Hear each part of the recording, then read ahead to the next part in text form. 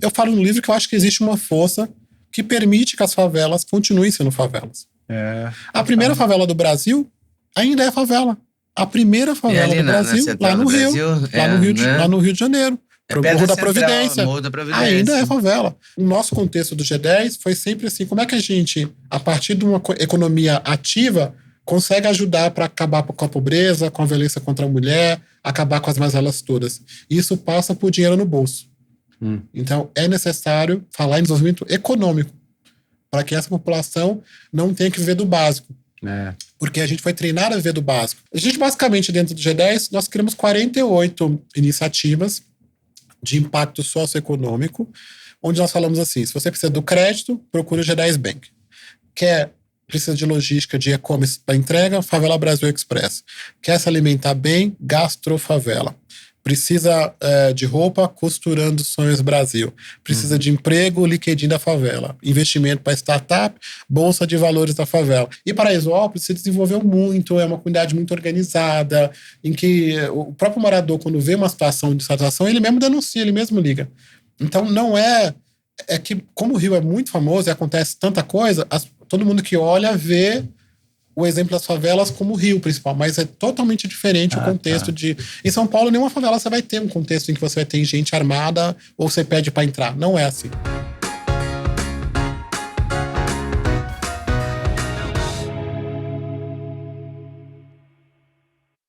Olá, seja muito bem-vindo a mais um episódio aqui de Osnagli e os empreendedores do Brasil. Hoje vamos receber aqui o Gilson Rodrigues, que é fundador do G10 Favela, do G10 Banking, de várias iniciativas de educação. Está lançando o livro agora, O Filho da Muda, ANSA, que o improvável que se tornou o inevitável. Adorei esse subtítulo, muito bom, muito bom. Eu sou o Duda Nagli, ator, empresário. Eu sou a Leda Nagli, jornalista. E a ideia desse podcast é justamente falar de empreendedorismo e das soluções que fazem o Brasil acontecer. Que fazem diferença no Brasil, né? Sim. E eu vou começar te perguntando a sua história, porque eu acho que a sua história, o que eu li dela é muito boa. Queria que você contasse, porque tinha tudo para dar errado, a verdade é essa. Exatamente. Bom, eu estou muito feliz em poder estar aqui com vocês, compartilhando um pouco dessas minhas histórias. Eu sou baiano, de uma cidadinha chamada Itambé, que é próximo de Vitória da Conquista, que falam que é a Suíça da Bahia, porque ela é geladinha. E minha família está em São Paulo, especificamente em Paraisópolis, há 70 anos. Nós viemos para cá com muitos sonhos, com o desejo principal de ficar rico, dar educação para os filhos e ajudar aqueles que ficaram. E aí, quando nós chegamos em São Paulo, descobrimos que São Paulo é terra que filho chora e mãe não vê. Não tem esse ditado famoso, né? As pessoas acham que São Paulo é aquela coisa comparado com o sonho de ir para os Estados Unidos, né? O sonho americano. Sim. E minha família chegou achando que ia morar no Morumbi e foi parar lá em Paraisópolis, em cima do córrego, passando todo tipo de dificuldade, por vezes numa condição até pior do que estávamos lá na Bahia. Mas foi ficando, tinha que tentar a vida, né? Arriscou tudo para poder vir para cá. E vieram muitos? Vieram bastante. Sua mãe, você tem irmão? Funciona assim, cada um traz um primo, né? Então veio a primeira tia, foi trazendo outros. Quando foi ver, uma boa parte da família estava em Paraisópolis. E a minha mãe, uma mulher surda-muda, veio para Paraisópolis primeiro e me deixou sendo criado com minha avó. E depois que a minha avó falece, eu venho para encontrar minha mãe aqui em Paraisópolis, vivendo numa condição bastante difícil, em cima do córrego, numa região chamada Pé Inchado, lá no Paraisópolis, na região do Brejo, onde alagava, aquela coisa toda. E minha mãe foi tendo filhos. Minha mãe teve ao todo 14 filhos.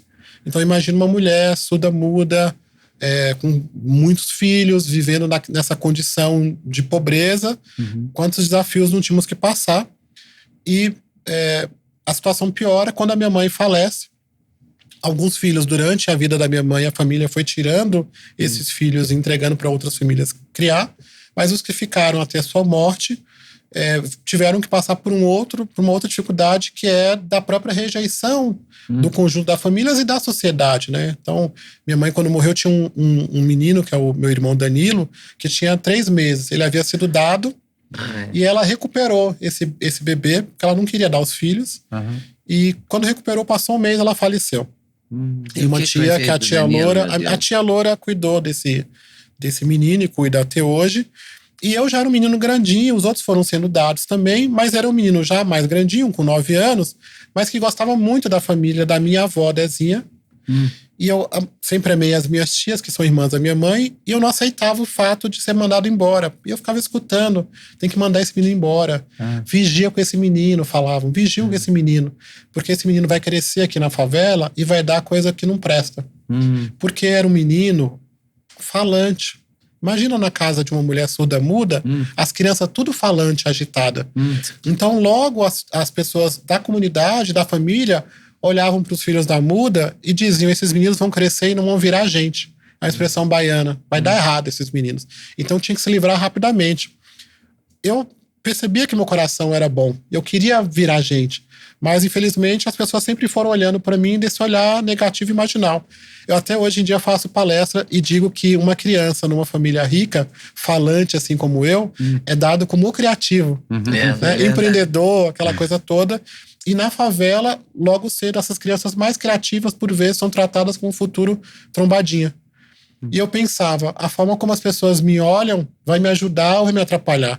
E eu preciso fazer com que as pessoas me olhassem com um olhar de que esse menino seria uma pessoa boa.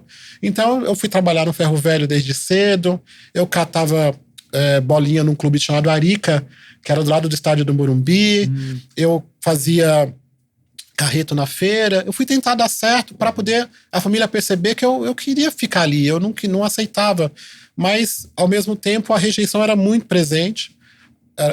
A minha mãe teve várias irmãs também, então eu ficava na casa de um e almoçava, jantava na casa do outro. Era mudas também? Não, eu tenho uma tia, a tia mais velha é surda-muda. Mas as outras todas falam e falam bastante. Família de baiana, a gente é bem festeira. Eu puxei a parte que fala bastante. E aí, essa rejeição me fazia dormir embaixo de uma mesa de um bar, de uma sinuca, e eu ficava ali. As tias colocavam um lençol até embaixo, e eu convivia ali com a festa do bar, com o dia a dia. Aquela época, o Dreia era muita moda, então eu bebia um Drezinho esquecido ali. Então, então era uma moda do Dreia, então tomava Dreia ali. E eu tinha uma rejeição para além disso, porque eu fazia xixi na cama. Então, eu fazia, até os 14 anos eu fiz xixi na cama. Então, ter uma cama num espaço pequeno de favela, num barraco, fedia muito. Então, as tias falavam, lá o Budum. Então, tinha todo um contexto de rejeição muito, muito triste. E mas toda vez que. Eles aceitavam você debaixo da mesa de sinuca? As pessoas não sabiam. Os clientes não sabiam que eu estava ali embaixo. Só sabia quando sumiu o Dré. Eu tomava um Drézinho, mas eu acabei convivendo com tudo que acontecia em Paraisópolis, porque esse bar era muito conhecido e era ponto de encontro de todas as tribos, podemos dizer assim. Então, o que acontecia no bairro, eu estava ali sabendo. Então, sempre um menino muito atenado. E quando elas falavam que ia embora, eu fugia. Fugia. Um dia, eu me convidaram para uma festa de São João na Bahia, que a família toda iria. E aí me levaram, e chegando lá, me largaram lá. Me largaram, foi uma cilada que fizeram, me deixaram com o meu avô. O meu avô, Abdias do Peixe, nunca gostou dos filhos da muda. E passou 3 dias que as minhas tias me largaram lá, ele me deu para uma mulher, chamada Vitória. E essa Vitória... Tinha quantos anos? Eu tinha uns 11 anos. Foi tudo muito rápido, assim. Eu não vou saber muito a linha do tempo, mas eu era uma criança ainda, dentro do contexto da criança. E essa tia falou, essa tia Vitória falou assim: se você fizer xixi na cama, eu vou mandar embora, porque eu já sou uma senhorinha, não tenho que ficar lavando roupa de criança. E aí eu falei, eu vou fazer xixi na cama até de pé, porque eu quero ir embora. E comecei a fazer xixi na cama, e essa tia me devolveu pro meu avô.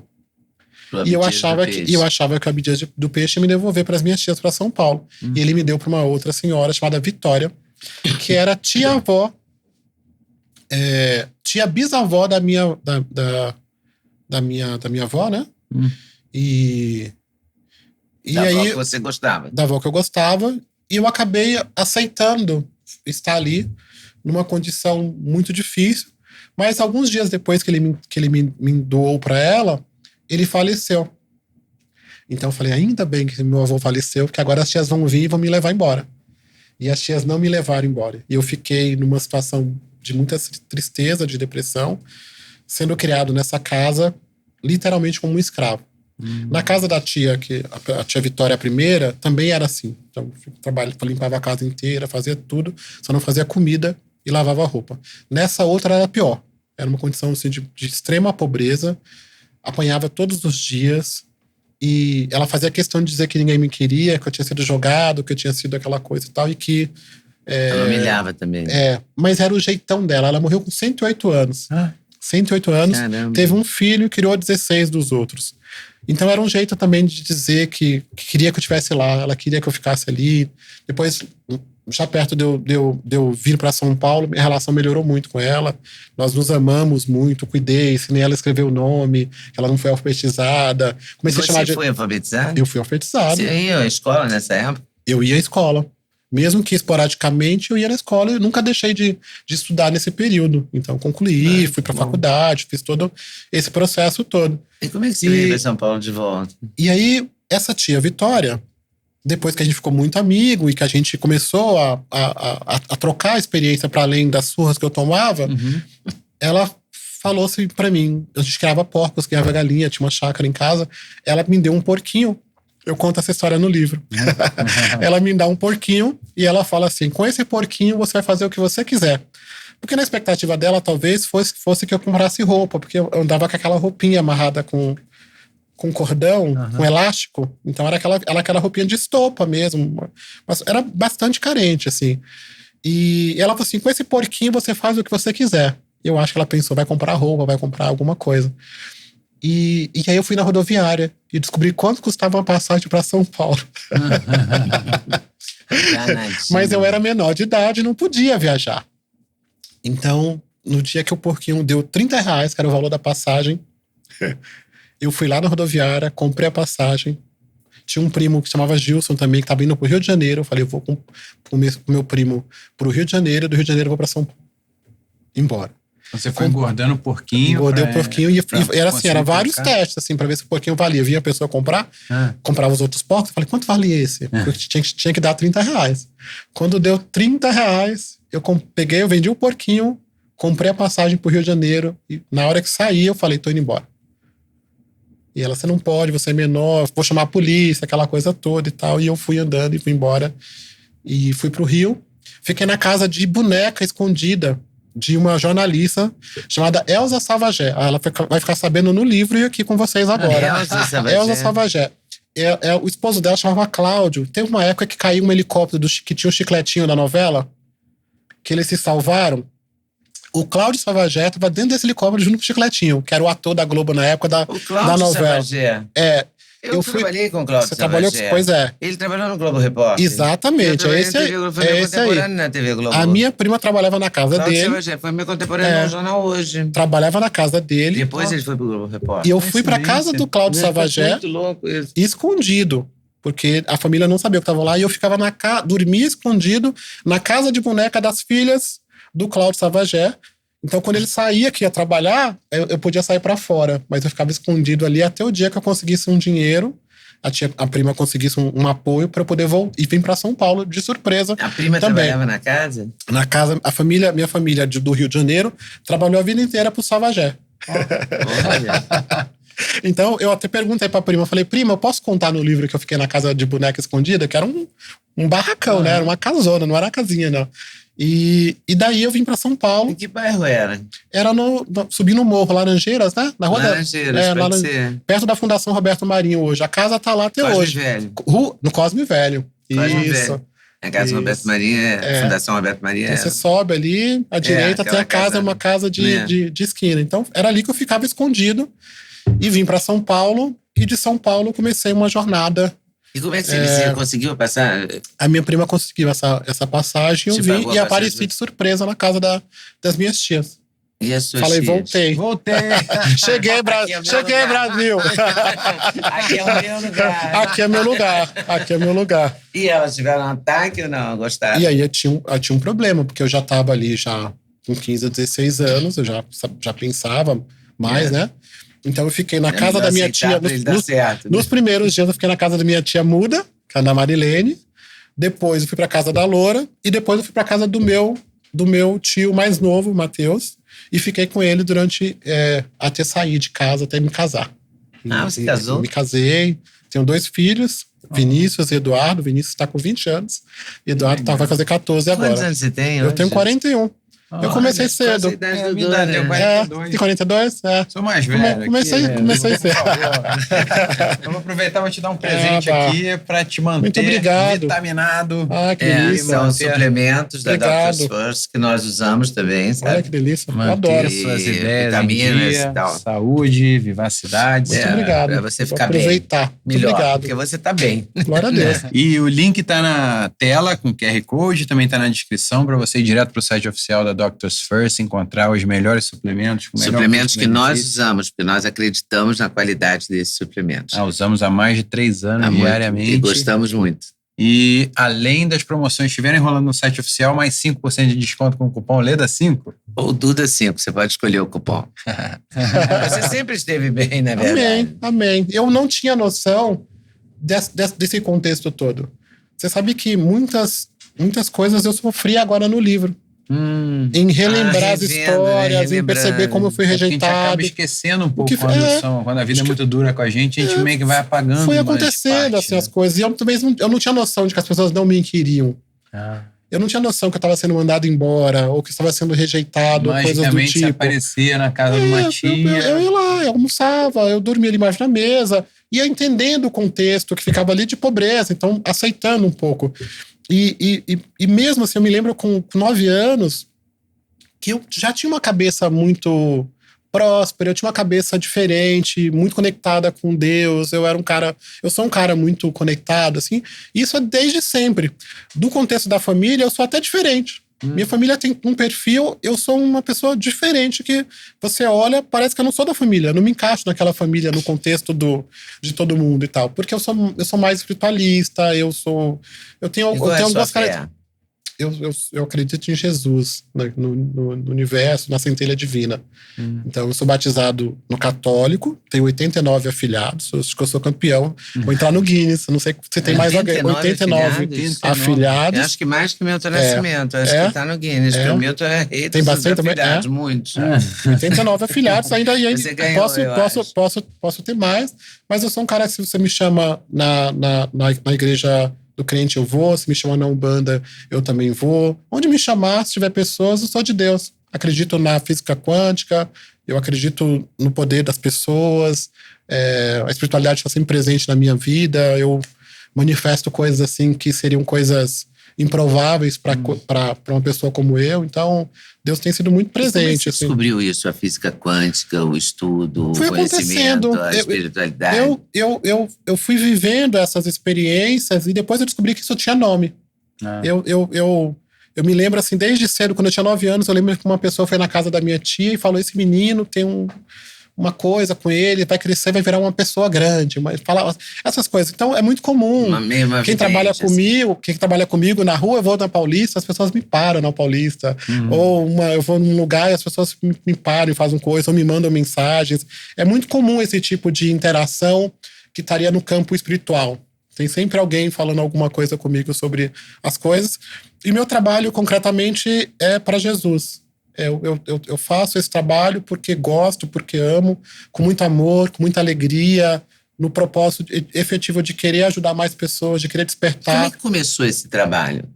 Começou... Você arranjou um emprego? Quer dizer, sim, eu fui... Esse menino parou de fazer xixi na cama com 14 anos? Eu parei com 14 anos. Sozinho, depois que voltei, sem nada. Fizemos de tudo, né? Na Bahia você faz xixi na pedra, toma chá de cocô de vaca, tem um monte de receita. Que titia era remedeira. Titia era uma pessoa que fazia, era na rua, ela era a pessoa que fazia os remédios. Quando chegava alguém doente, ela que cuidava. Alguém ia morrer na rua, ela botava vela na mão, fazia o batismo. Eu tô contando os anjinhos que eu batizei. Tipo uma rezadeira e tal. Então, muito dessa cultura. Muita dessa cultura eu aprendi com essa. E ela sabia de chá, xarope, uma pessoa assim de mão cheia. Então eu fui me conectando muito, muito, muito com isso através dela, mas eu acho que tem uma coisa que foi acontecendo e que eu fui absorvendo, né? Então eu gosto muito de estudar sobre religiões, então eu gosto de estudar sobre o que está acontecendo no universo. Eu sou curioso por natureza, e aí eu fui aprendendo e percebendo que empiricamente eu já fazia alguma coisa do pensamento positivo, de fazer as coisas com alegria, de materializar coisas, de rezar todos os dias. Eu sempre rezava para minha avó. Eu rezava para minha avó, Dezinha, que eu amo demais, e eu falava: vó, vem me salvar, me leva para São Paulo. Então durante muitos anos a minha avó era minha santa, mas é porque eu tinha fé, eu acreditava que aquilo ia ajudar, então eu fazia aquilo acontecer. Então, como eu tenho fé com tantas outras coisas. Como é que você arranjou emprego? Você arranjou emprego mesmo? Voltei para São Paulo. Nessa que eu voltei para São Paulo, eu fiquei dessas tias que eu fui contando. Uma das tias falou assim: tem que mandar o Gilson de volta. Tem que voltar, porque não dá. Se criança tava difícil, imagina agora já adolescente e tal. E aí eu decidi fugir. E quando eu fujo, 3 dias perambulando na rua do Morumbi, ali na região do Hospital Albert Einstein, eu decido voltar para me vingar. Então nasce de uma vingança, esse meu processo. E a minha vingança é: eu vou trabalhar, vou estudar e vou virar gente, que era a expressão que eu mais ouvia, para dar certo, para honrar minha família, para honrar minha mãe, porque para encontrar os meus irmãos. Então tinha essa coisa. E nessa perspectiva, eu comecei a participar de um projeto chamado Associação Crescer Sempre, que é mantido pela família Garfinkel, do Dr. Jaime Garfinkel. E esse projeto é um projeto de educação. Eu fui formado, na época, formava para professor de informática. Então eu virei professor de informática, passei a dar aula na instituição, nas escolas de Paraisópolis, como um jovem aprendiz. Depois eles me contrataram e eu fiquei 5 anos trabalhando nessa instituição, mas durante o processo de trabalho eu comecei a me envolver com a associação de moradores, comecei a me envolver com os problemas do bairro, e as pessoas passaram a me chamar de o prefeito. Você é nosso prefeito, me ajuda aqui a resolver o problema da água, o problema da rua e tal. E aí eu me elegi presidente da Associação de Paraisópolis, como prefeito de Paraisópolis. Eu fui capa da Veja como prefeito de Paraisópolis. Que ano foi isso? 2018. Isso. Sim, já. Né? Mas as pessoas passavam... Já em 2005 as pessoas me chamavam de prefeito. E isso também deu muita visibilidade, fez com que nós pudéssemos ampliar o trabalho. Então eu sempre trabalhei, sempre fiz cursos, sempre fui uma pessoa que estava procurando fazer alguma coisa. Não foi por acaso, né? Eu trabalhei nisso. Mas o que começa, assim, que eu digo? Que foi um desejo, a princípio, individual. Sim. Eu acredito que a transformação das pessoas, ela passa primeiro um processo interno. Porque, de alguma forma, ao longo do meu trabalho, eu fui sendo direcionado para ser do contra. Eu tinha que ser contra o Morumbi, eu tinha que ser contra a Globo, eu tinha que ser contra o Papa. Quer dizer, afinal, eu sou um menino negro da favela, sem pai, sem mãe e tal. E eu decidi no fundamental que eu não queria ser contra ninguém. Eu queria ser a favor de alguma coisa, porque já tem muita gente brigando. Como é que a gente cria consenso para poder melhorar e perceber que essa realidade não é boa para todo mundo? Ao mesmo tempo... Na verdade, não é boa para ninguém. Sai no prejuízo, né? Ao mesmo tempo que eu também não queria eleger heróis fora de mim. Porque o que eu percebia? Que as pessoas, por vezes, elegiam o herói para colocar a culpa nele sobre os problemas. Às vezes o herói é pai e mãe, às vezes é o presidente, às vezes é o CEO da empresa, e eu falo: não, eu sou o CEO de mim mesmo. Eu sou meu próprio herói. E à medida que eu fui construindo esse trabalho dentro de mim mesmo, eu fui percebendo que existiam outros filhos da muda que se lamentavam porque moravam na favela, que mentiam que moravam no Morumbi, ou que se colocavam numa condição menor. E eu falava: isso não te define. E foi daí que nós começamos a criar um grupo de jovens muito engajados que sabia que não ia conseguir sair de Paraisópolis. Então, qual era a forma de a gente conseguir ter uma condição melhor? Melhorando Paraisópolis e amando Paraisópolis. Perguntava: onde vocês moram? Nós éramos obrigados a dizer: moram no Morumbi. Até brinco assim, olhava pra cara, viu que não era a cara do Morumbi. Né? Mas se você pegar o pessoal da Rocinha, fala que mora em São Conrado. O pessoal de Heliópolis fala que mora no Ipiranga. Então, para mudar uma realidade, mesmo fora da favela, quer melhorar seu condomínio, quer melhorar a sua rua, ame a sua rua. Então nós decidimos amar Paraisópolis para ficar. E neste contexto criamos a campanha Eu Amo Paraisópolis. Nós pudemos contar com uma série de parceiros e amigos que foram padrinhos. Chico Pinheiro, que morava do lado do Morumbi, foi um grande mobilizador. Ana Maria Braga foi um grande mobilizador. Sônia Bride. Então nós aproveitamos os artistas da Globo, da Band, o Morumbi, que tinha muitos juízes, muitos políticos, e nós começamos a procurar essas figuras e falar, nós queremos transformar Paraisópolis num bairro. E dessa procura criou-se um programa de urbanização, que foi o maior programa de urbanização da época, e que investiu R$1 bilhão em Paraisópolis, fruto dessa mobilização. Nasceu a Hebe Camargo, construímos 4.000 moradias, 14 escolas, veio o CEL, veio a Escola Técnica, e junto a isso uma série de instituições que nós fomos criando e trazendo. Então nós fundamos a Orquestra de Paraisópolis, com o maestro Paulo Rislevski, nós fundamos o Balé de Paraisópolis, o Mosqueteiros de Paraisópolis, e tudo isso eram sonhos que nós tínhamos quando éramos crianças, e a gente achando que estava velho. Então, por exemplo, a mãe dos meus filhos sonhava em ser bailarina. E aí falou, vamos criar um projeto para as meninas serem bailarinas? Nasce o Balé de Paraisópolis. Legal. O Mota queria tocar violino, nasce a orquestra. Eu queria ser mosqueteiro. É tipo Lagoa Azul e Rei Arthur. Esgrima. Porque tinha muito na Globo, o Rei Arthur, Tábula Redonda, eu assistia muito. E eu achava o máximo lutar. Então nós montamos esgrima. E esses projetos viraram projetos exemplares no Brasil. Então, por exemplo, vocês hoje... conseguiam patrocínio para esses projetos. Patrocínio e tal. Então, hoje, por exemplo, o maior celeiro de formação de rugby do Brasil é em Paraisópolis. A seleção brasileira de rugby, uma parte dos Leões e das Leoas de Paraisópolis. Então fomos criando, o balé já ganhou 3 vezes o maior festival de dança do mundo. Então nós fomos criando projetos de ponta, dando essa oportunidade, um conceito, para que quando as pessoas se lembrassem de Paraisópolis, ao invés de lembrar da Rua do Medo, do Ladeirão, falar, nossa, é lá que tem a casa do Gaudí, que é o castelo parecido com o castelo da Barcelona, é lá que tem um balé, é lá que tem os projetos, porque se você nos olhar de maneira diferente, abre caminho para outras oportunidades, porque no fundamental, a minha família nunca sonhou morar na favela, e que no fundamental o que a gente percebe é que a favela não é violenta nem marginal, mas violentada e marginalizada pelos serviços que não chegam lá. Então, fazer com que as coisas aconteçam. A população da favela, ela é claro que, por exemplo, no caso da Rocinha, que é uma coisa que eu conheço mais, né, um lugar que eu moro anos em frente à Rocinha, convivi. As manicures eram da Rocinha, os porteiros eram da Rocinha, né? Você nasceu e cresceu ali. Sim. Então a gente era em frente, né? Você convive ali, você sabe. E no Rio é mais misturado, se não me engano, do que São Paulo, né? As pessoas convivem mais na praia, por exemplo. A praia de São Conrado. Todo mundo pega onda junto, todo mundo joga bola junto. É mais misturado um pouco do que São Paulo. Então, São Paulo fica mais, né? Paraisópolis fica mais afastado, apesar de Paraisópolis estar dentro do Morumbi, né? Dentro do Morumbi, então, mas... Você tem, mas as donas, os trabalhadores, 70% da população de Paraisópolis trabalha no Morumbi. Sim. Então você tem essa proximidade e esse tem uma simbiose ali muito forte. Então, o que nós vamos procurar? Tanto isso também faz parte, assim, porque quando nós íamos olhar quais eram os sonhos que nós tínhamos, eram sonhos de esportes de rico. Esgrima, balé, rugby. De onde saiu? Pensava de onde saiu? Porque a gente via os filhos. Minha mãe trabalhava na casa do Morumbi. Então a gente via, ou por vezes até aproveitava a roupa. A gente fala que Paraisópolis é uma favela meio metida, porque até a roupa das pessoas é uma roupa mais chique.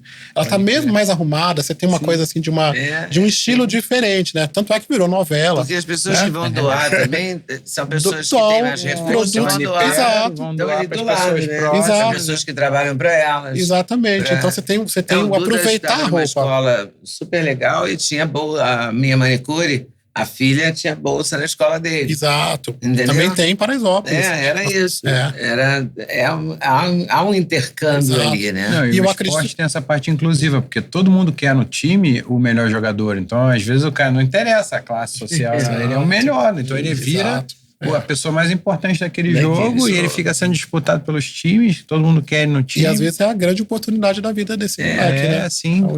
Nós acreditamos muito na força do esporte, na força da cultura. No investimos muito surf, nesse contexto. Tem tênis, jiu-jitsu.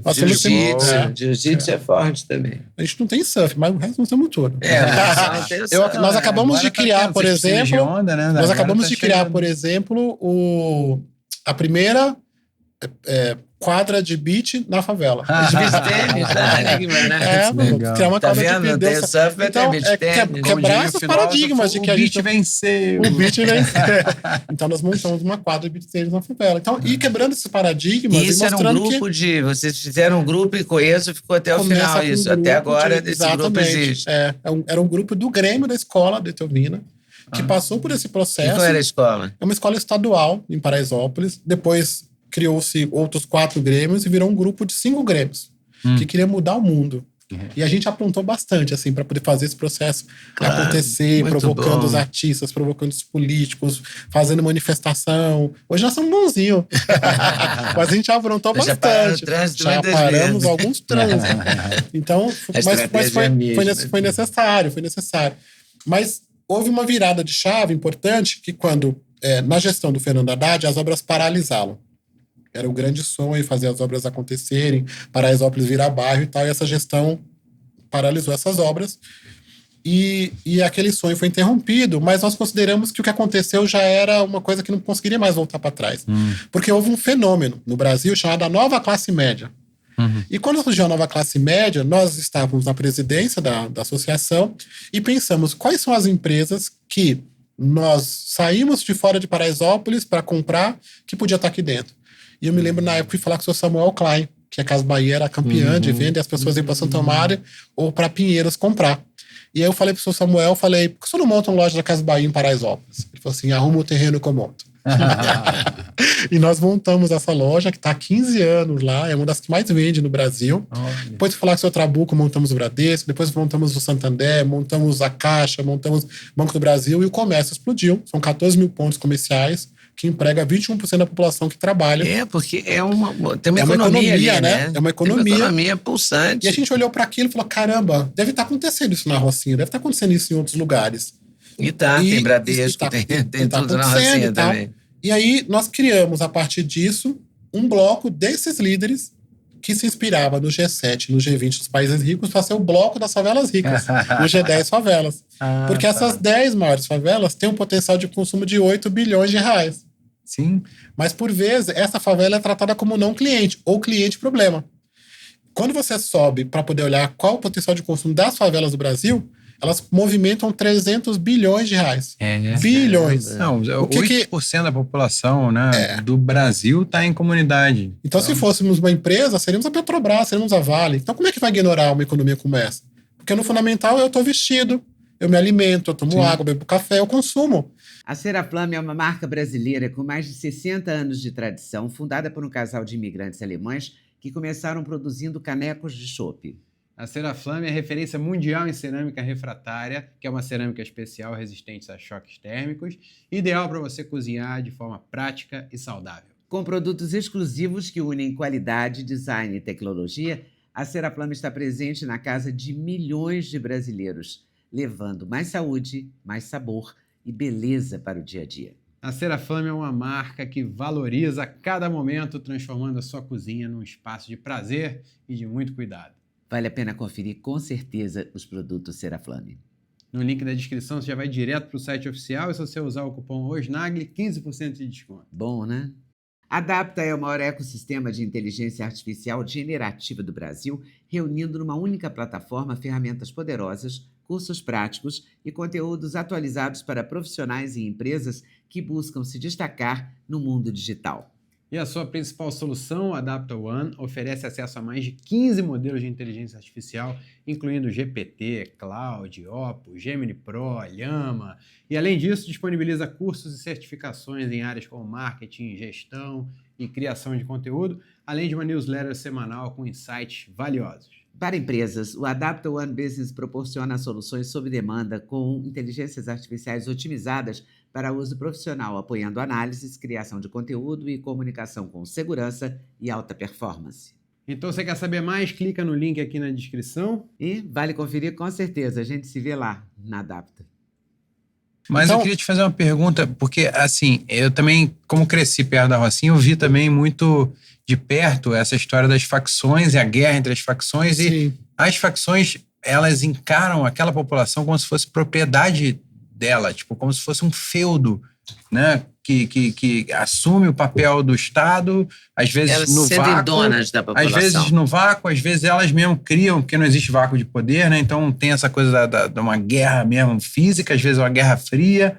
Como é que fica a diplomacia em relação a essa parte também? Porque, por um lado, existem as grandes empresas que querem também oferecer produtos e serviços para aquelas pessoas. Sim. Por outro lado, também tem grupos que não respeitam as regras da civilização, que vão lá com arma, ostensivo. Eu acredito que esse problema da violência ele vai permanecer durante alguns anos. Né? Daqui a 50 anos vai continuar assim, porque, na verdade, virou uma grande mistura de poderes que tem interesses comerciais naquela população. Ao mesmo tempo político, que existe uma população consumidora, por exemplo, da droga, que não é nem sempre a favela. Então, quando você olha para o contexto de Paraisópolis e Morumbi... A droga é uma parte ínfima da receita dessas facções. O gás é mais importante. O gás, então, a internet, a construção civil, tudo eles encaram que é propriedade deles, né? Exato. Você tem outros interesses. Só que o Rio tem uma característica diferente das outras favelas no Brasil. Sim. Então o Rio tem essa característica específica desse domínio desse domínio por uma facção. Tô falando da parte ostensiva do armamento. Paraisópolis não tem uma disputa, não tem... tem droga no Morumbi, não tem jeito. Tem droga no Morumbi, tem tudo que é canto. Mas não tem gente de fuzil na rua, assim. Não. Essa ostentação que tem no Rio não acontece em São Paulo e nem na maioria das favelas do Brasil. É uma exclusividade do Rio de Janeiro, aquela condição. Entendeu? Então você não vai ter... E Paraisópolis se desenvolveu muito, é uma comunidade muito organizada, em que o próprio morador, quando vê uma situação de satisfação, ele mesmo denuncia, ele mesmo liga. Então não é que, como o Rio é muito famoso e acontece tanta coisa, todo mundo que olha vê o exemplo das favelas como o Rio principal, mas é totalmente diferente o contexto de... Em São Paulo, nenhuma favela você vai ter um contexto em que você vai ter gente armada ou você pede para entrar. Não é assim.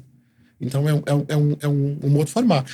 Mas no meu contexto do trabalho, eu sou, como eu disse, minha família é muito antiga no bairro. Uhum. E as pessoas que estão lá sabem que eu sou filho da muda. Você é cria. Eu sou cria da favela. Cria. Eu sou cria e mais do que isso, eu vivi uma situação de desesperação extrema. Quando eu tinha 14, 15 anos, as pessoas chamavam para roubar. Eu tive todos os assédios possíveis. E eu já era diferente nessa época. Então, muita gente que por vezes caiu... não acontecia nada? Não, porque tem a sua decisão. Óbvio que tem a pressão no contexto social. Bullying, hoje em dia da ostentação, de você ter um sapato, uma roupa, um poder, aquela coisa toda. Você tem todo um contexto que te coloca. Mas no meu coração, eu queria dar certo, eu queria virar gente. Então tinha aquela pressão do filho da muda que vai virar uma coisa ruim. Então isso sempre mexeu comigo e eu fui sempre por um caminho. E toda vez que surgiu uma proposta que eu não queria, eu usava a expressão Deus me livre, né? Que é a expressão, que é como tem outras palavras que se usam, mas eu aprendi isso com a minha avó, que ela falava assim, toda vez que a gente chamava você para fazer uma coisa errada, fala Deus me livre, Deus já livrou. Eu ensino isso para meus amigos, fala Deus me livre, né? Porque Deus já te livrou naquele momento. Então eu estava sempre nessa perspectiva de me livrar de qualquer situação que me colocasse diferente daquele propósito que era de me salvar. Tudo isso aconteceu porque eu quis me salvar. Eu não entendia o contexto. Eu sabia que eu tinha que falar que morava no Morumbi, mas não sabia do bairro, de Paraisópolis, que era favela, ou coisa do tipo. Como é que eu me salvo? Me salvo aqui participando de projetos. E os seus irmãos e fui me envolvendo. Se salvaram. Eu já encontrei 7 dos irmãos. Então, eram 14? São 14 comigo, né? 14. 13. E 7 irmãos eu encontrei. 3 se chamam Andréia. Então as famílias mudaram os nomes. Um falecido. E os outros eu tô procurando, assim. Soltei para que eles possam me encontrar, se tiver que encontrar. Porque talvez... Não sei, talvez as famílias não contaram, talvez eles não saibam. Então, vamos dar tempo. Cada caso é um caso. Cada caso é um caso. E muitos também, por exemplo, tem uma irmã que ela é chateada com a família. Então, por exemplo, de alguma forma ela me culpa por ter ficado com a família, e ela não. E ela foi para uma família rica. Então ela foi para uma família bem estruturada, não passou nenhuma dificuldade, né? E ela falou que preferia ter passado dificuldade com a família do que ter sido. Então você tem são cada cabeça uma sentença. É um jeito, então já estão adultos, já pensam, né? Tem uma irmã que eu vou lançar o livro. Eu estou rodando o Brasil inteiro, vou para 16 estados lançando o livro.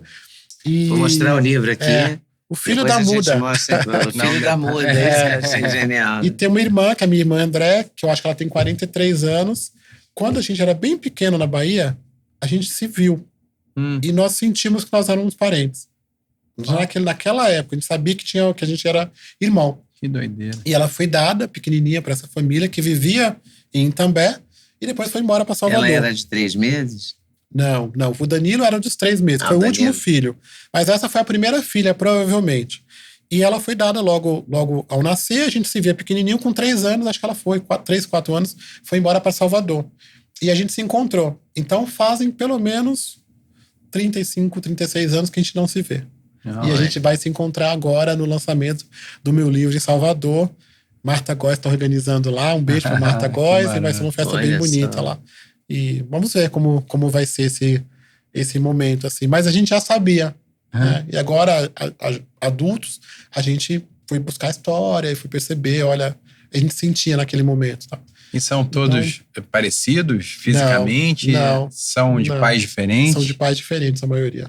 Você tem irmão branco, tem irmão mais negão, você tem todos os tipos. Acho que não tem um loiro ainda, mas... É bem Brasil, é uma síntese do Brasil. A Muda gostava de diversificação. Ela diversificava, né? A gente fala assim que ela só não falava.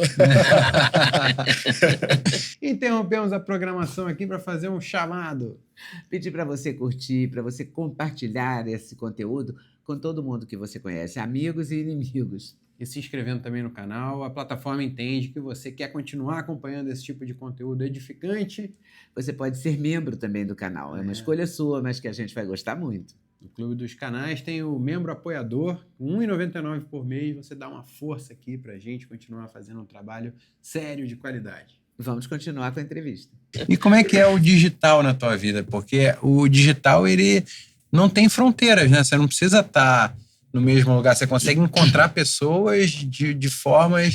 De certa forma, é um tipo de lugar diferente, né? Tanto que site chama sítio, né? Que traduzindo o português de Portugal é sítio, né? É um lugar, né? São lugares, são novas formas de conectar pessoas. E você sempre foi muito forte no digital. Não só você, mas...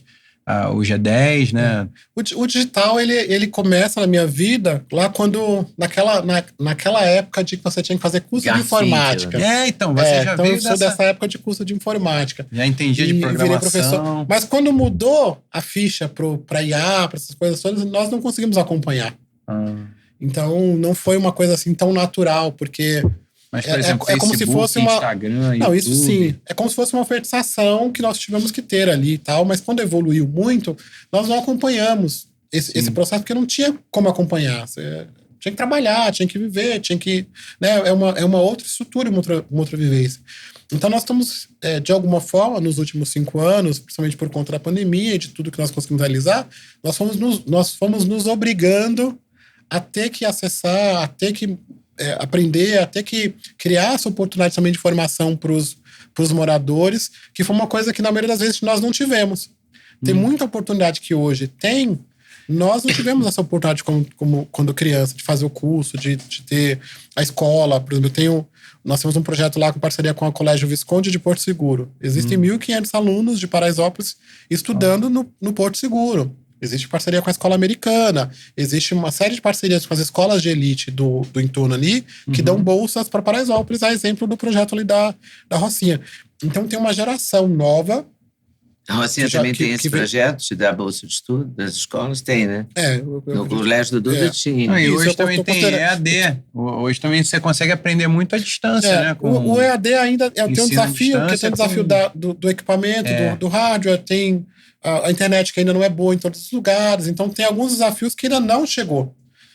Ela vai chegar, mas ela ainda é um processo que é lento, até porque essa população, uma parte importante é analfabeta ou semi-analfabeta, não está acostumado com a questão da digitalização. E como é que você chegou nessa... Porque o G10 hoje é badalado, né? Faz festa no Rosewood. Né? É uma coisa Sabe assim. como é que eu te conheci? Na pandemia, a Sabrina fazia a campanha para Cooperálcool. Aí ela falou, parte do cachê, eu quero em álcool gel para distribuir para Paraisópolis. Aí vocês fizeram uma ação juntas. Ela é uma das nossas parceiras, está sendo presente lá, faz campanha. Aí vocês fizeram uma mega doação de álcool gel à população carente. Foi muito importante. Foi assim que eu te conheci, que eu conheci o G10 Favela, foi aí. Você sabe que essa coisa da badalação é uma mitidez nossa. Mas é fundamental. É importante, porque te dá visibilidade. Quando espalhar, vem em parceria. Eu acho que tem um pouco do contexto do Morumbi, mas também tem uma estratégia nossa quando era do Grêmio, em que nós contactamos essas pessoas e eu falava pro Chico assim, que o Chico falava, você quer ajuda para alguma coisa? Às vezes o dinheiro, eu falava, não, Chico, eu quero que você me ponha nos lugares. Quando você receber um convite, você me leva.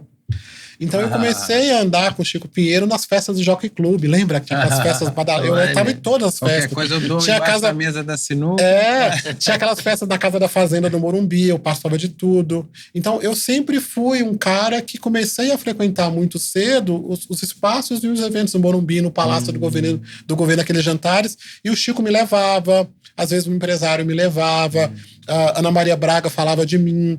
Então eu fui tendo oportunidades de acessos que esses amigos foram me impulsionando de alguma forma, mas eu sempre tive uma mente muito próspera. Eu nunca achei que era impossível estar nos lugares.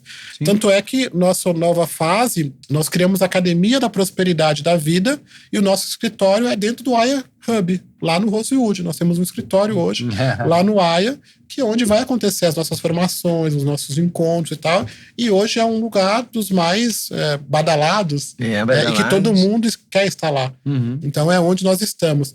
Isso faz parte, no meu contexto, de uma quebra de paradigma, onde nós estamos dizendo que nós também podemos estar nesses espaços e contribuir para que aquele possa crescer. Quando você olhar um pouco do contexto do G10, eu estou sempre fazendo lançamentos, né?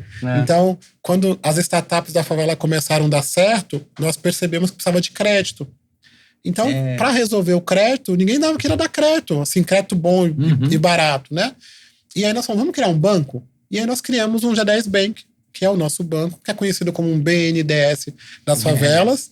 A gente participou de um Lift Lab, um programa chamado Lift Lab do Banco Central, ganhamos o desafio de microcrédito do BNDES, de fato. Eu fui a personalidade financeira do ano.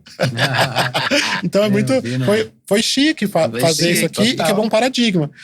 Depois, nós decidimos que precisaríamos de mais dinheiro, para além do que o banco podia suportar. E íamos falar com os investidores anjos e descobrimos que tinha muito investidor capeta. Que era aquele que queria botar um dinheirinho e pegar um dinheirão, pegar uma parte grande das empresas. E aí nós decidimos criar a Bolsa de Valores de Nova York. A Bolsa de Valores da Favela. E na Bolsa de Valores da Favela, o que eu pensei? Vamos tocar o sino da Bolsa de Nova York? E eu me lembro da gente ter reunido em janeiro com o nosso time e falei, em julho nós vamos tocar o sino da Bolsa de Nova York. Aí o pessoal, nossa, que legal, a Bolsa de Nova York sabe disso? Eu falei, não. Tirem os vistos de vocês. Tirem os vistos de vocês. E quem conseguiu tirar visto naquela época, eu lembro que estava demorando 400 dias para tirar um visto. E as coisas foram acontecendo e que nós conseguimos, achamos o embaixador dos Estados Unidos no Brasil e fomos falar com ele, criamos um movimento. E fomos lá, tocamos o sino da Bolsa de Nova York, que é um grande marco assim, nossa, e tocamos o sino da Bolsa aqui do Brasil também. E entre outras coisas, eu estive em 17 países, fui speaker no Festival de Cannes, fui para a China, fui indicado para o Caboré, que é o prêmio da comunicação. Então, nós fomos fazendo coisas e era muito esse desafio de como é que a gente, no contexto da favela, mostra para o cara da favela que nós também podemos participar disso. Porque as histórias de sucesso não têm sido contadas. A gente ouve todos os dias a história de violência. Mas como é que eu vou desejar não ser jogador de futebol MC se eu não tenho exemplos de sucesso para as outras áreas? Sim. Eu até fiz uma matéria essa semana que saiu na Veja, que era eu dizendo que o sonho era que os jovens não quisessem ser o Neymar ou o MC Daniel.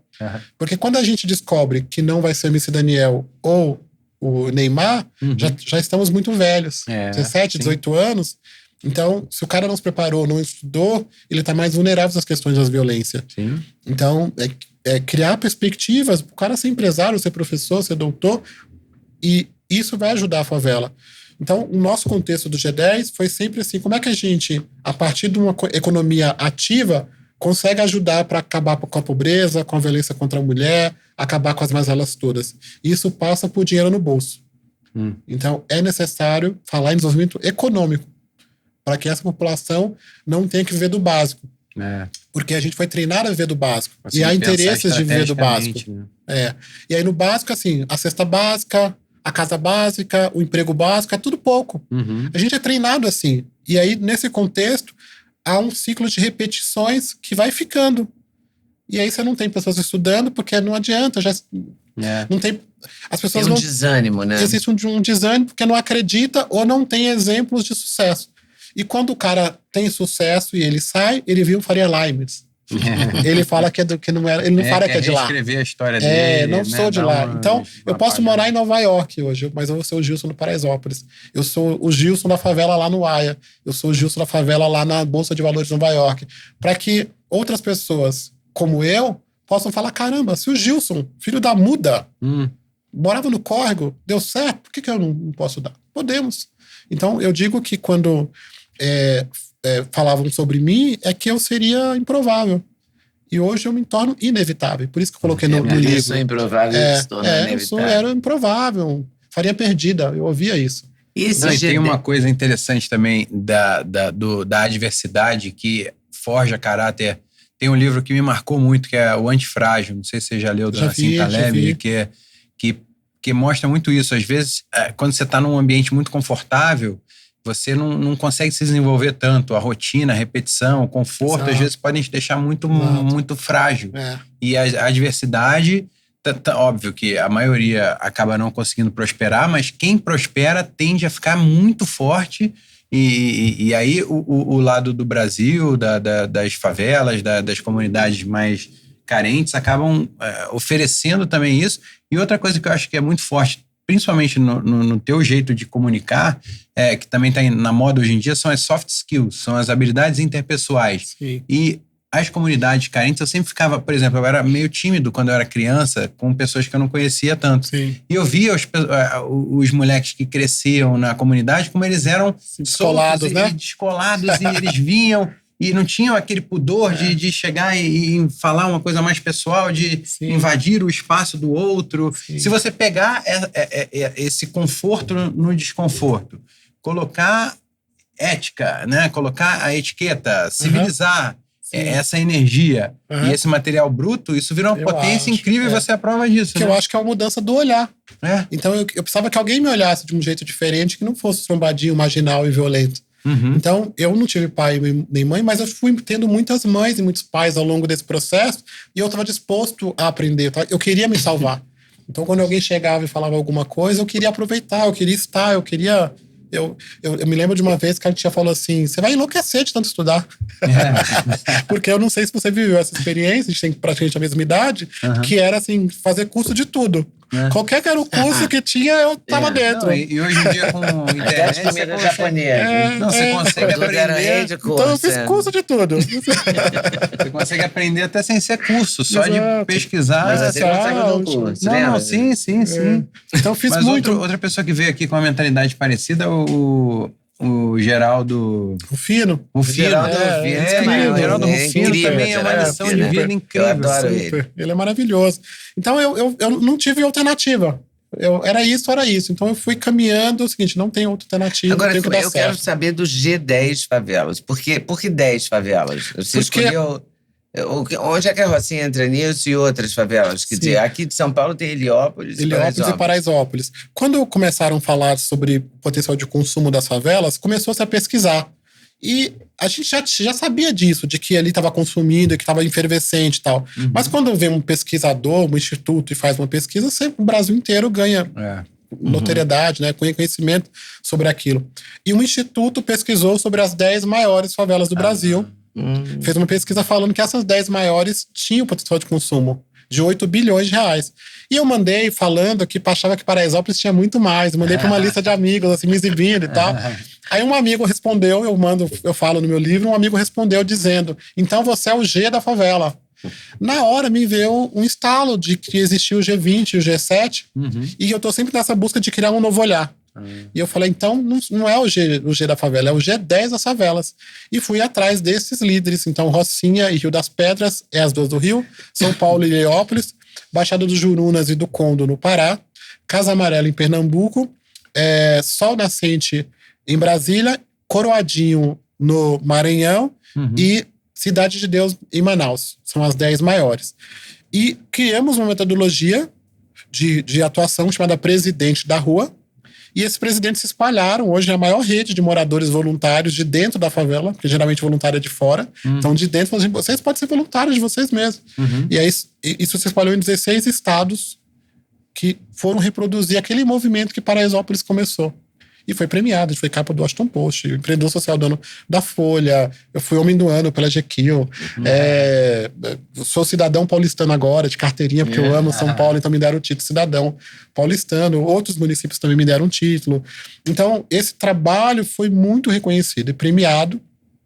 E se espalhou mesmo, se espalhou, né? É uma coisa que nós despertamos no morador e naquela liderança o desejo dele querer mudar a sua vida, se iluminar, a gente fala. Nas outras favelas, Rio das Pedras não tem muito tráfico, né? Tem mais milícia. Mais milícia, né? Milícia. Na Rocinha tem tráfico e deve ter milícia também, não sei se tem milícia, mas tráfico tem. Nas outras favelas do Brasil tem tráfico também?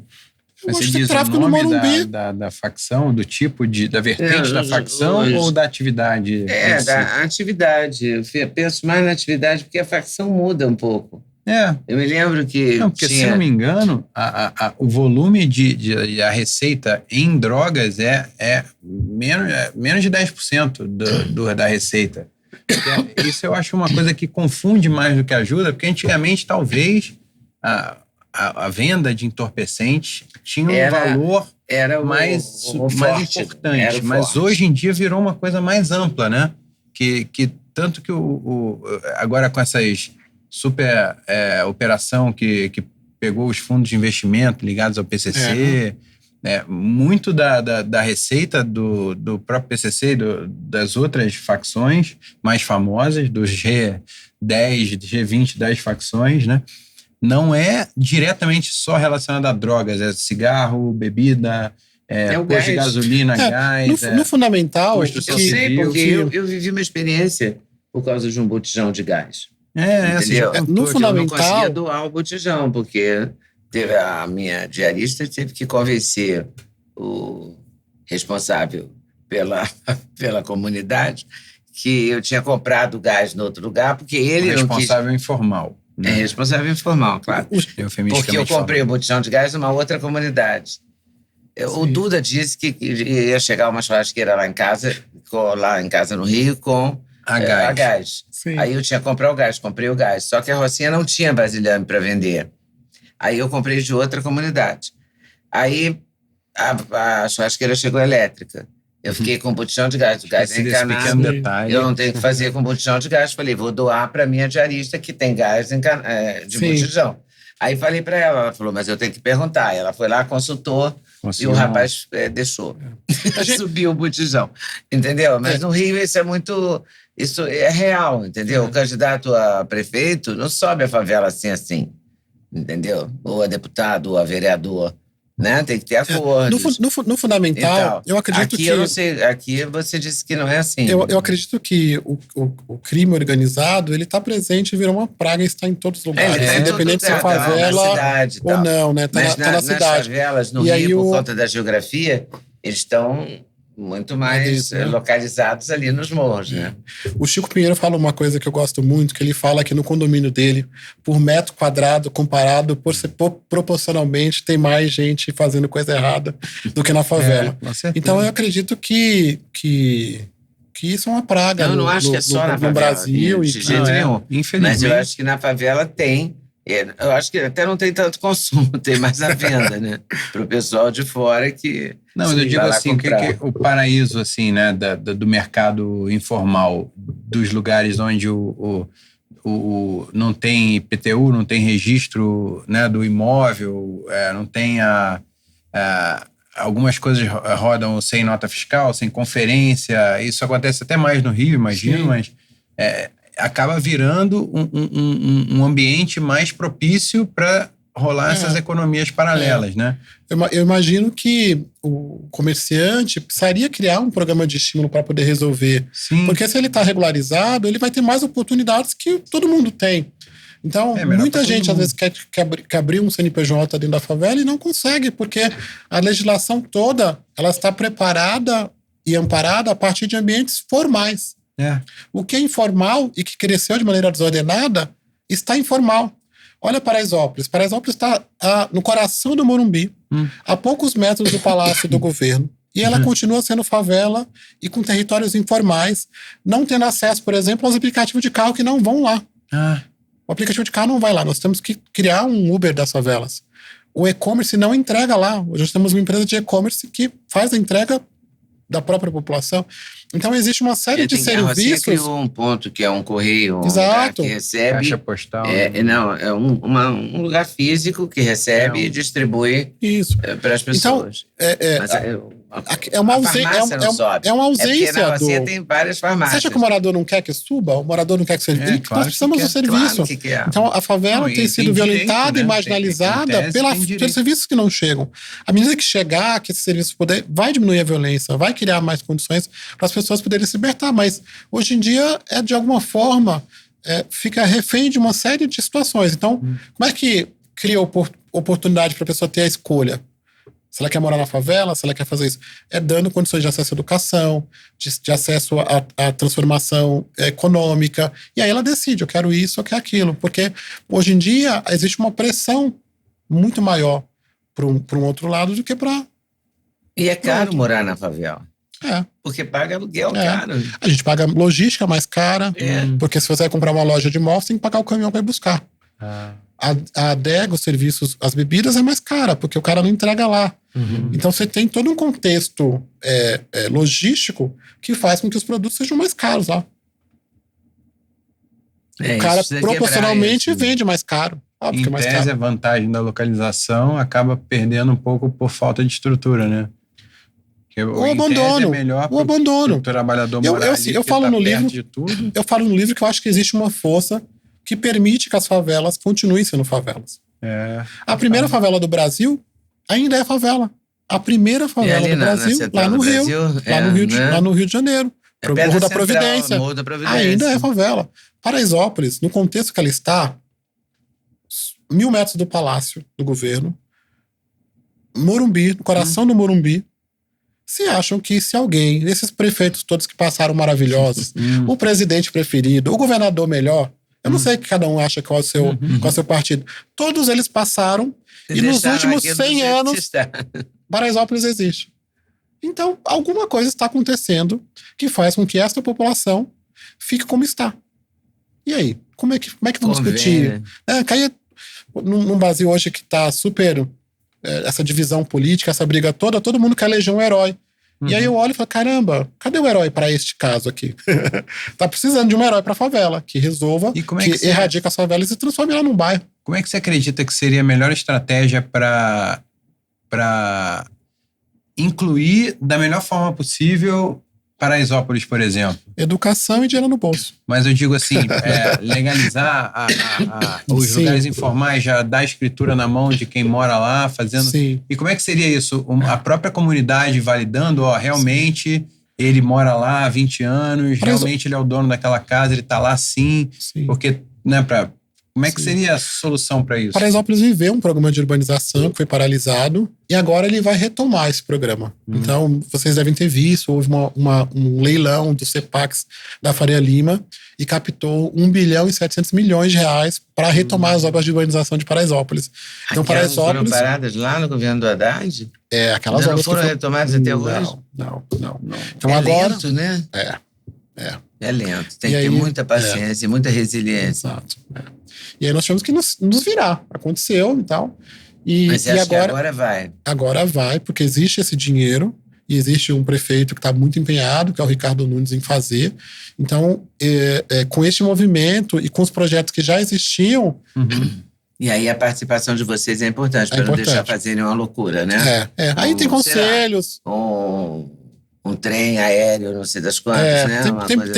Tem muitos projetos, vamos analisando o que é de melhor interesse para a população. A maior parte da população. Então, eu acredito, por exemplo, que é necessário fazer algumas remoções para abertura de espaços, mas, por exemplo, tem muitas mansões no entorno abandonado, por exemplo. Pode virar escola, pode virar clube, pode virar parque, pode virar uma série de infraestrutura que talvez já não caiba mais lá dentro, né? Porque o adensamento é muito grande. Então, é possível fazer muita coisa. E geograficamente... Tá em briga judicial? Por que está parado?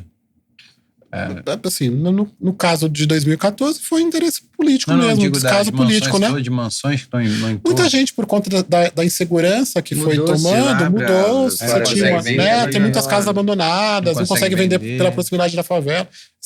Existem muitos casos. Então, estas casas, por exemplo, uma nova revitalização pode ser espaços de cultura, de lazer. Em lazer para a comunidade. Exato, né? E aí resolve. Pode fazer parque, né? Aproveitar espaços verdes. Exato, né? Tem muitas oportunidades ali. E a parte de saneamento básico? Pois é aí que eu queria entrar. Na Rocinha é o maior índice de tuberculose do Brasil. Uau! Né? É o maior. Porque são construções... O que me contou foi um secretário de segurança, que era o Beltrame, na época que ele foi secretário de segurança, e eu entrevistei ele, ele disse que ele foi correr uma corrida da comunidade. Sim. E viu que para baixo tem 2, 3 andares para baixo. Sim. Então, claro, tudo úmido, Rio de Janeiro, com aquele clima, né, do lado da Mata Atlântica, claro que concentra a doença, né? Sim. Favorece a tuberculose. Na primeira etapa da urbanização, nós conseguimos canalizar um córrego, que é o córrego do Brejo, onde a gente morava. O tal do córrego. O córrego do Brejo canalizou o primeiro. Mas ainda existe o córrego do Antonico, que nesse momento ele está em obra, que é aquele córrego quando alaga o estádio do Morumbi. Então, quando alaga ali, já alagou Paraisópolis 3 vezes. Então, esta obra que foi paralisada, retomada, agora está em andamento. Eu tenho mais ou menos 3 mil famílias vivendo em cima deste córrego, que cruza praticamente 100% ali de Paraisópolis, mas agora tem uma perspectiva de retomada. Existe... Na percepção do morador, o principal problema que Paraisópolis tem é o lixo. Porque como é muito adensado, tem que ser mais de 100 mil pessoas. Então, a coleta é regular, funciona, mas mesmo assim o acúmulo de lixo é muito, muito grande. Então, os problemas ligados à questão do lixo... Tem que fazer campanha também para as pessoas jogarem o lixo no lugar certo. Então, aparece casos de leptospirose, essas coisas todas, né? Aparece também casos de dengue, vão sendo maiores lá, mas no geral, a tuberculose não. Ainda bem. Muita gravidez ainda. Muita gravidez ainda na adolescência. O Rio é úmido, né? O Rio é úmido. Não sei como é que está esse dado e a atualização desse dado. Abafado, né? O Rio é quente e abafado, né? Aí está muito adensamento. E tudo sem sol, sem saneamento básico, sem sol. Construído andares abaixo, né? Não pode, fica dentro da pedra, né? Mas, ao mesmo tempo, tem uma praia tão pertinho, né? Então, tem um lado bonito da Rocinha também. A vista da Rocinha é linda. Já foi lá em cima? Já fui lá no Mirante. É linda, Já fui no Vidigal, no Mirante do Vidigal. Tem essas belezas todas, né? Esse final de semana teve a dança dos famosos e o tema era o funk. E aí eu percebi que eles fizeram uma homenagem às favelas cariocas, mostrando suas paisagens, suas belezas. Foi bem interessante. Primeira vez que eu vi assim, eu falei, vai parecer Paraisópolis? Mas só mostrou o Rio. E você tem pretensões políticas também de virar deputado federal, deputado estadual, vereador ou senador? Eu acho que eu quero quebrar também esse paradigma de que as lideranças das favelas que dão certo, elas têm que ir para um caminho político, assim como o cara quer ser jogador. Então eu quero ser... A política vai muito além da política eleitoral, né? Sim. A política vem de quer fazer essa política que você faz. Eu faço uma política... considerando o papel social da sociedade civil mesmo, organizada. Eu acho que tem uma força aí, tem uma oportunidade. Toda vez que eu me meto com política, eu tô muito porrada. Como é que esse banco funciona? A pessoa da comunidade pode pegar um empréstimo ali, por exemplo, uma costureira. Sim. Ela pode comprar uma máquina de overlock, sei lá, entendeu? Sim. Ela pode...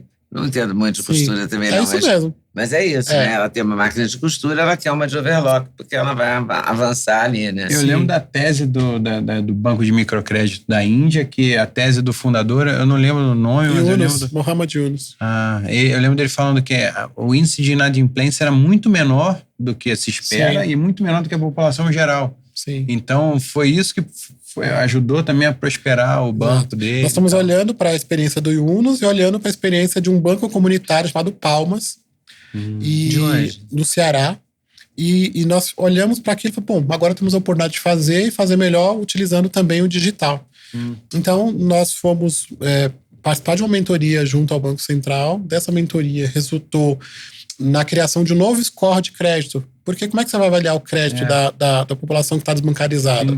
Então, nós criamos um questionário que avaliou participação, que avaliou envolvimento, que avaliou outras questões que está mais ligado ao contexto social. E aí ela recebe uma pontuação e pode ter acesso ao crédito se ela é empreendedora. Então, nós fazemos um processo de pontuação que está ligado ao dia a dia dela na comunidade. Se os filhos estão na escola, se participa das reuniões da associação, coisas assim nesse sentido. E aí esse empreendedor pode ter acesso ao crédito. Então, a gente não tem tanto dinheiro para... A gente não tem tanto dinheiro... fez isso com a Mangueira da Manhã. Tinha que levar a carteira do colégio para provar que a criança estava na escola. Exato. Porque então, é muito importante isso. O volume é pouco de crédito, né? Então, você tem que priorizar esse cliente. Ao mesmo tempo, nós estamos criando outros produtos que facilitam, que qualquer pessoa pode fazer. Então, tem por exemplo... Tem cooperativa lá? Tem cooperativas. Então, nós, por exemplo, fizemos um consórcio. Por exemplo, que o consórcio é basicamente uma compra programada. Então, nós vamos modelar o sonho do jovem. Então, tem jovem que quer ter uma moto. Outro quer ter um iPhone 16. Outro quer ter o dentão de cavalo. Eu programo, eu defino um valor e ele vai pagando as parcelas. Se ele for contemplado, ele pode antecipar. Se não, ele paga e pode ter acesso a esse produto. Ele então, paga primeiro? Ele paga primeiro. É um consórcio, uma compra programada que pode ser contemplado. Então, fazemos isso. Tem sorteio igual consórcio mesmo? É um consórcio. É um consórcio. Então, nós fomos criando ferramentas. Tem o cartão de crédito, tem a maquininha de cartões da patroa. Então, fomos criando um conjunto de serviços. A patroa. Porque a maioria são mulheres. A patroa. Quem manda? A patroa. E a maquininha é a patroa. Que coloca no comércio. A gente, basicamente, dentro do G10, nós criamos 48 iniciativas de impacto socioeconômico, onde nós falamos assim, se você precisa do crédito, procura o G10 Bank. Precisa de logística, de e-commerce para entrega, Favela Brasil Express. Quer se alimentar bem, Gastrofavela. Precisa de roupa, Costurando Sonhos Brasil. Precisa de emprego, LinkedIn da Favela. Investimento para startup, Bolsa de Valores da Favela. Então, nós fomos criando uma ecossistema... Como é que é esse Gastrofavela? Gastrofavela é a comida. É um espaço, como um restaurante, que forma mulheres. Já formaram mais de 6 mil mulheres na área de alimentos, doces e salgados. E elas têm um buffet que atende as grandes empresas que fazem serviço, é gostoso, barato e gera trabalho e renda para essas meninas. Uma parte vai montar seu próprio negócio, montar seu próprio buffet, sua própria cozinha. Então, um programa que se espalhou e que durante a pandemia cumpriu um papel fundamental junto com Mãos de Maria, que distribuiu mais de 10 mil marmitas por dia. Que é Mãos de Maria? É um outro programa de formação de mulheres. Quando criou-se a primeira turma, a maioria se chamavam Maria. Aí são as Mãos das Marias. E aí virou um buffet comunitário, que é Mãos de Maria. Então a gente vai aproveitando muito dessa oportunidade. Elas contratam. Só as empresas parceiras ou não? Não, qualquer pessoa pode entrar em contato e fazer contato. Ela faz de tudo. Festa, casamento, feijoada. Festa final do ano está chegando agora. Então tem muita demanda. Gastro, como é que chama? Gastrofavela. Adorei isso. A Gastrofavela fica dentro de um boulevard que nós chamamos Boulevard de Paris. Boulevard de Paris. Parisópolis. São chiques, né? Parisópolis. Porque nós achamos que a arquitetura da favela lembra muito a arquitetura da Europa. Eu fui em Zurique, na cidade velha de Zurique, eu olhava e via Paraisópolis. Só que era mais chique. Tinha restaurante na calçada, pisos drenantes, paredes verdes. Eu falei, por que as favelas não podem ser assim? Então nós temos um programa lá, que é a Revitaliza, que está justamente transformando um pedaço de Paraisópolis numa vila parisiense. E para ter uma vila parisiense, tem que ter um gastrô no Boulevard de Paris. É uma provocação. Tudo é um pouco uma provocação. Quando ele fala do agrofavela, que são as fazendas urbanas, é dizer que o agro é pop, é tech, mas também é favela porque o agro é do agricultor. Não, com certeza. A gente, lá na Bahia, todo mundo plantava em casa, eram agricultores. Por que o agro virou tão pop que parece algo distante? Não, estamos próximos. E em Paraisópolis tem espaço para plantar? Não? Tem uma horta comunitária? Temos uma horta gigantesca, que é essa agrofavela. A produção dessas fazendas urbanas da Holanda é um negócio descomunal. Então, por que dá para fazer lá e não dá para fazer aqui? Então, nós utilizamos muito a estrutura de baldes, mas muito de hidroponia. Sim. Eu tenho 108 variedades. Só na hidroponia, 900 pés todos os meses. As fazendeiras urbanas, elas agora começaram a comercializar esses produtos, gerar trabalho e renda.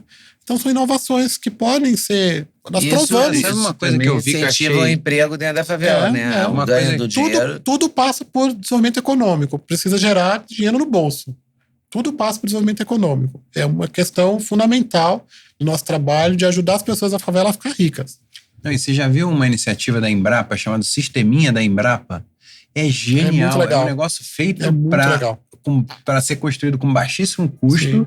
Então, em vez da pessoa gerar dinheiro para comprar frango, o sisteminha é todo baseado na piscicultura, na granja, na produção de mandioca, carboidratos assim, fáceis de produzir. É tudo um conectando com o outro, né? É um sisteminha. E foi todo construído para fazer com garrafa PET, com coisa, com caixa d'água. Então a pessoa recebe o treinamento. Alguém da Embrapa. Eu fiquei na pandemia, eu queria. Eu e o seu Omar, a gente queria construir o sisteminha da Embrapa na fazenda para a gente ter uma autossuficiência e tal. Eu queria. Isso é muito legal. Cara, muito legal. E a tecnologia. Você olha, fica aquela coisa bonita, assim. Um dos meus xodós é a nossa horta. E para a educação é muito legal, porque você ter um microcosmo ali, uma fazendinha ali, com toda a autossuficiente, você consegue ensinar a criançada. E é muito interessante que os passarinhos começaram a voltar ali. Bom para os mais velhos também ficarem cuidando. Assim. Então, é como se criou um bolsão no meio do nada. Vocês devem ter visto em pesquisas que falam que quando tá quente na favela, quando tá quente na cidade, tá muito mais quente lá. Ou quando tá frio, tá muito mais frio.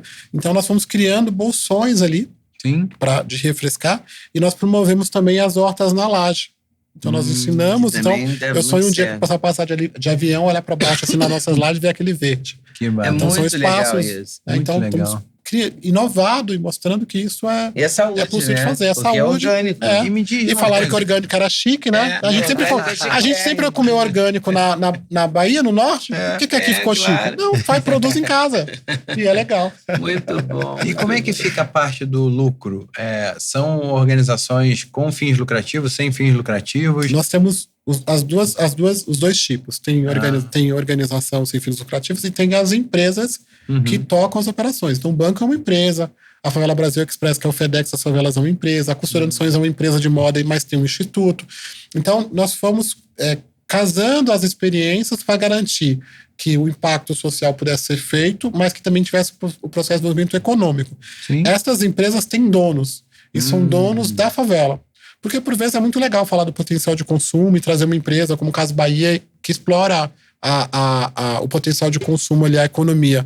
Mas eu também devo estimular o Cícero Móveis, que é o vendedor do móvel ali, né? Que é a concorrência. Então, é melhor e é da comunidade. Exato. E o Cícero Móveis vende na caderneta. As Bahia agora só vende se tiver o nome limpo e puder fazer o carnê.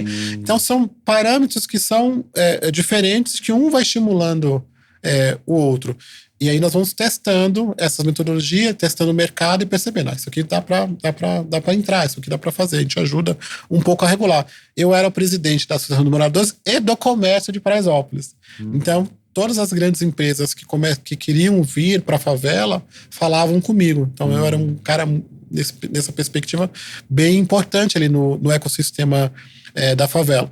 E quando começou a moda de montar no Rio, Paraisópolis já fazia há muito tempo.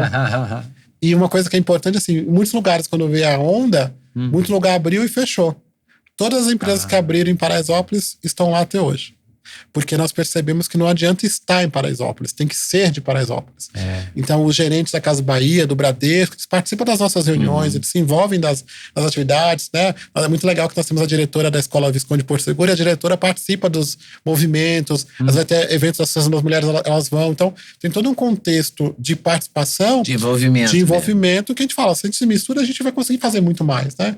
Então, nesse modelo, né? Você mora lá? Hoje não moro mais. Mas morei a vida inteira, tenho casa lá, mas não tô ficando mais lá, porque eu tô nesse contexto novo da Academia da Prosperidade da Vida, e também porque que é o banco. Durante... A Academia da Prosperidade da Vida é o banco? Não. A Academia da Prosperidade da Vida é agora um projeto em que nós desenvolvemos uma metodologia de como nós conseguimos criar esse ecossistema e realizar o que nós realizamos. Então, nós pegamos 25 anos de experiência e criamos uma imersão para qualquer pessoa, independente de ser da favela ou não, possa participar e entender. E aí nós vamos trabalhar a questão do trabalho individual, do trabalho coletivo, da espiritualidade. Então, a gente vai dar uma mentoria. E também trazemos palestrantes que nós consideramos que sejam acadêmicos e precisam ser ouvidos, como, sei lá, nós queremos trazer a Lucelena Galvão, por exemplo, que é uma coisa que a gente adora, talvez Augusto Cury. Então, nós estamos criando uma seleção. Os dois estão aqui no nosso podcast. Maravilhoso. Né? O Augusto Cury foi uma live que a gente fez e a Lucelena a gente gravou com o nosso equipamento mesmo, ficou até diferente do padrão. Eu fiz uma live com ela durante a pandemia. Eu também fiz várias lives com ela na pandemia. Adoro. Mas a gente conseguiu começar o podcast com o Augusto Cury. Que legal. E com a Lucelena. Então a gente vai olhar assim, os notáveis do empresariado, os notáveis da sociologia. Aliás, a gente podia fazer uma palestra nossa, o Snagli lá, contando um pouco sobre comunicação. Ia ser legal. Sim, podemos fazer. Nós estamos fazendo nós estamos fazendo lá dentro da estrutura do AIA Hub, onde a academia está presente. Legal. Então é uma coisa bem legal. Duda tem um curso sobre a timidez. De convencer a timidez e de soft skills também, de uma forma mais ampla, usando como base as artes dramáticas, a minha formação como ator profissional e a minha experiência pessoal também, com marketing, com relacionamento. Nós temos uma imersão agora em novembro. Quem sabe vocês possam participar. Vai ser muito legal. Pode ser. Então a academia é um pouco desse movimento. E que agora, na ação social, não faz mais sentido estar em Paraisópolis, porque também a minha casa virou a extensão da associação. Então, o que acontecia? Uma mulher queria ganhar neném, ela, em vez de chamar o Samuel, ela lá em casa. Precisa de alguma... Então, passou-se a não ter mais uma vida diferente. Então, optei por prefeito. Então, nós optamos por fazer esse movimento. A casa está lá, então, mas eu não estou mais lá. Não, você vai lá sempre. Eu vivo lá. Literalmente. Então, estou lá todos os dias, despacho a partir de lá. Então, a minha rotina é em Paraisópolis. Bom, o livro você fez e está lançando em várias partes do Brasil? Estou lançando nos 16 estados onde o GDE está presente. Olha só, tem uma máxima que antes de abrir um negócio, busque capacitação, estude, se prepare, porque sonhar grande é importante, mas realizar com consciência é o que garante que esse sonho fique de pé. Eu achei uma boa mensagem, né? E eu tô feliz porque o livro terminou o mês de setembro em primeiro lugar, como não ficção. Somos número 1, segundo a Book Info. Então tá indo muito bem. E neste mês, durante o mês de outubro, nós estamos entre os 10 mais vendidos. Eu tenho uma meta e um sonho. A minha meta é chegar a 100 mil livros vendidos e fazer o filme do O Filho da Mudança. E aí vamos olhar para quem... boa ideia. Então estou nessa perspectiva, tenho certeza que vou conseguir. Se vocês ajudarem, comprarem meu livro, por favor, O Filho da Mudança. De repente fazer um crowdfunding também para o filme, né? Sim. Um documentário, você pensa em fazer? Você já fez algum sobre a tua trajetória? Não fiz ainda. Eu demorei muito para fazer o livro, demorei muito para... Eu não quis, assim, eu achava que faltava alguma coisa. Sempre achei que faltava, ou as pessoas achassem que seria muita mitidez, ou coisas do tipo. É muito difícil. Eu começo o livro, na verdade, contando a história da origem mesmo. Eu podia ter contado do banco, da bolsa, ou qualquer coisa das realizações que nós conseguimos fazer.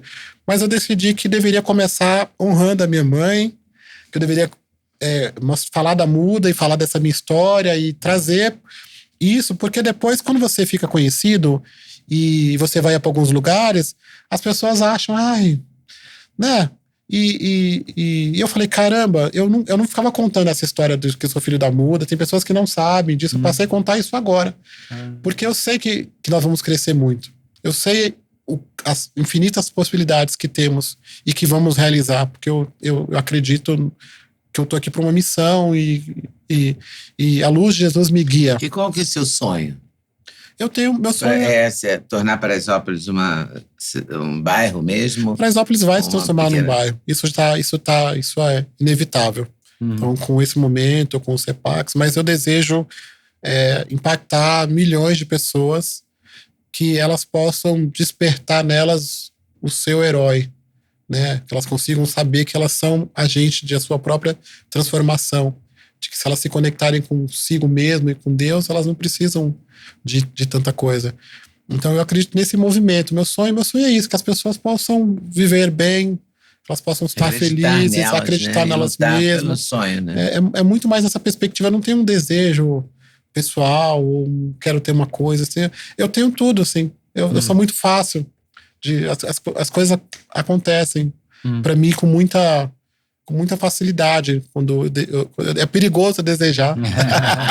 Porque Deus é muito bom na minha vida, né? Você deseja, pode vir a se tornar realidade.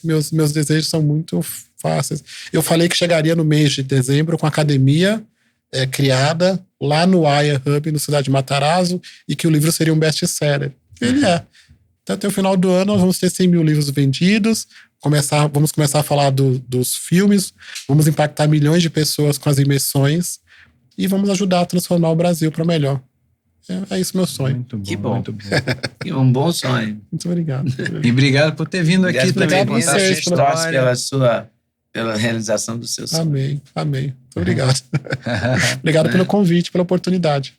A gente fica combinado assim. Você pode assistir essa entrevista, as outras todas que temos aqui. A gente falou no Augusto Cury, falou na Celina Galvão. Nós temos médicos, Geraldo Rufino, foi um show. Enfim, vale a pena conferir esse canal. Nosso podcast. Temos 2 podcasts para quem não sabe ainda, e dá para você se inscrever na playlist aqui no YouTube também, facilitando a tua vida. Tem o Osnagli, o Encontro de Gerações, e esse aqui que é o Osnagli e os Empreendedores do Brasil, com várias histórias de empreendedorismo de várias vertentes diferentes. É verdade. Então vale a pena conferir? Com certeza. A gente espera vocês. E como é que a gente te encontra nas redes sociais? @Gilson Rodrigues BR.